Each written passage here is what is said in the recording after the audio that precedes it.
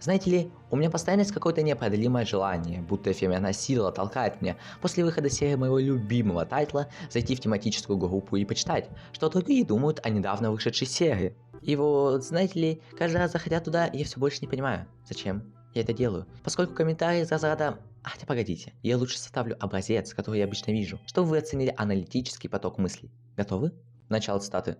Круто, серия супер. Конец цитаты.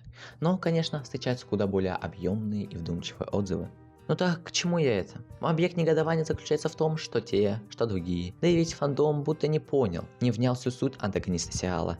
Белса, его мотивацию, его характер, это все утаилось от глаз зрителя. Но что самое страшное, утаилось его развитие. Как бы шел он юношей с неподражаемым шотландским акцентом, косплея на одного известного австрийского художника. Из-за незнания этого многие просто позвали Белса типичным злодеем-геноцидником, который пруд-пруди, что, как по мне, отражает только часть монет. И это видео призвано полить свет на ту сторону Белса, о которой многие не задумывались.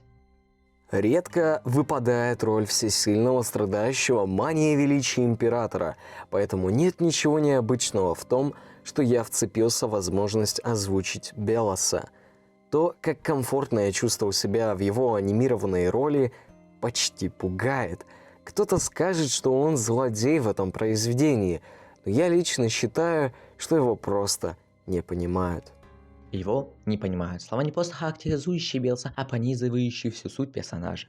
Его не понимают зрители, его не понимают другие герои сериала. Белос не тот случай, когда у человека есть психические отклонения, и его действия не поддаются понимать здравого рассудка. Причина его недопонимания находится в совершенно другой плоскости. Если объяснять в двух словах, эпоха ушла. А что это за эпоха? И как она повлияла на миросозерцание Белса? Для того, чтобы это узнать, мы обратимся к 10 серии 2 сезона и истории. Так что одевайте свои шапочки из фольги, пришло время теорий и спекуляций. В вчерашней лжи был впервые полноценно представлен город, в котором живет Луз. И на одном из фреймов серии показан памятник, посвященный двум основателям или первопроходцам. По их внешней схожести стоит предположить, что это был Белос с его братом /другом, что бы это ни был. Ну, коли они были основателями /первопроходцами, то являются мигрантами в Новую Англию. И здесь начинается самое главное.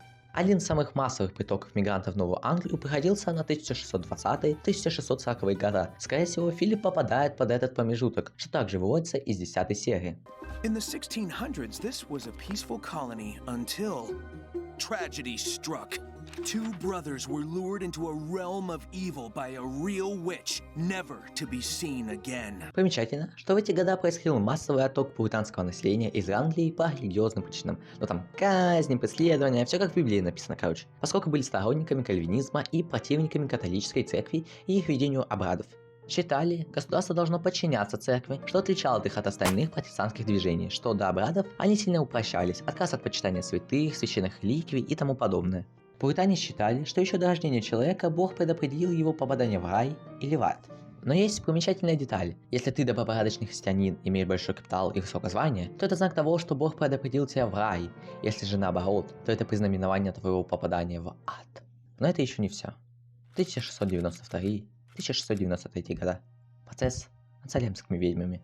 По обвинению в колдовстве 14 женщин и 5 мужчин было повешено. Один мужчина был раздавлен камнями, и от 175 до 200 человек заключены в тюрьму. Суд над ведьмами проходил во время кризиса и в перспективе нехватки еды. Поселение же, где проходил суд, было основано пуританами и проживали в большинстве они же. Наконец, с помощью этой информации можно восстановить логику, по которой действовал Белос. Во-первых, если мы допустим, что Белос был благосвитым кальвинистом, то обнаружим, откуда берется его ненависть и презрение к ведьмам. С самого детства ему говорили о ведьмах как о чем-то не просто предосудительном, а как и неестественном, что противоречит закону Божьему. И неудивительно, почему у Белоса развилась такая враждебность к ним, которая с попаданием в мир кипячих островов не разрушилась, а только заиграла новыми красками. Но это не все. Он хотел так ясно исследовать ведьм и стать, как он сам выражается, генералом охотников на ведьм, не только из-за враждебности на свое насаждение, но также с помощью данного рода деятельности он мог обеспечить себе карьерный и репутационный рост, что очень ценится у пуритан. Кстати, были некоторые предположения, что прототипом Белоса был Мэтью Хопкинс, который, вы не поверите, родился в пуританской семье. Но я предпочитаю отметать эту теорию, поскольку Хопкинс только начинал свою карьеру охотника на ведьм в Англии, а Белос, по моему предположению, уже тогда находился в Северной Америке. Сказанное много поясняет о Белосе как о человеке, но не дает ему то, без чего не может обойтись любой маломальски пописанный антагонист. Личная мотивация. Сейчас мы о ней поговорим, поэтому я попрошу обмотать свои ноги фольгой, поскольку мы вступаем на табу совсем уж неправдоподобных спекуляций. Потеря своего близкого на кипячих островах, невозможность вернуться домой сильно сказалась на нем. Он полностью погрузился в себя, оборвал связи и не мог никому доверять. Да и как, если тебя окружают существа, которые должны быть сожжены на костре, а вместо этого принижает тебя? От этого его нарциссическая часть стала преобладать над ним. Пытался вернуть единственного, кому мог доверять, но его клоны раз за раз предавали Биоса. После этого он хотел уничтожить мир Кипящих островов, не только по велению общества, но и из-за совершенно обыкновенной мести. Месть, от которой он уже остыл. Предательство за предательством убедило его в необратимости измены. Ему было все равно.